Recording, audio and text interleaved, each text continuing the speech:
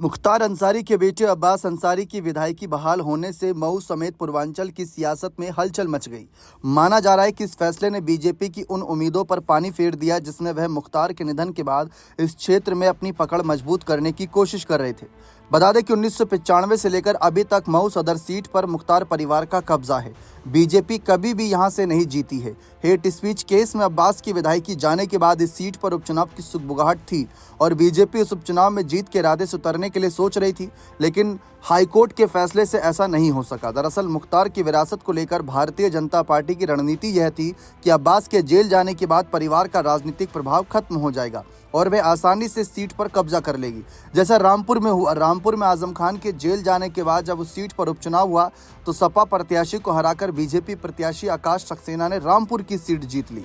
अब देखा जाए तो यहाँ पर अगर हम मऊ सीट की बात करें तो अब अब्बास अंसारी की विधायकी बहाल होना बीजेपी के लिए एक झटका माना जा रहा है।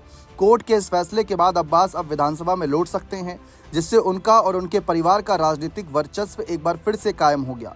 गौरतलब है कि गाजीपुर में मुख्तार अंसारी परिवार का एक बड़ा समर्थक वर्ग है जो उनके निधन के बाद मायूस हो गया था, लेकिन अब्बास की विधायकी बहाल होने की खबर ने उनके समर्थकों में एक नई जान फूंक दी है।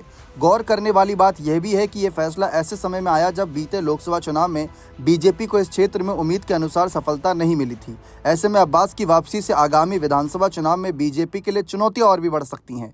राजनीतिक एक्सपर्ट का मानना है कि बीजेपी को अब गाजीपुर में नए सिरे से रणनीति बनानी पड़ सकती है, क्योंकि मुख्तार अंसारी के जेल में रहते हुए अब्बास ने विधानसभा चुनाव जीता था। इससे यह साबित होता है कि मुख्तार परिवार का राजनीतिक प्रभाव खत्म नहीं हुआ। अब तो अब्बास की विधायकी भी बहाल हो गई। ऐसे में मुख्तार परिवार जनता के बीच अपनी पकड़ को और मजबूत करने के लिए उतरेगा।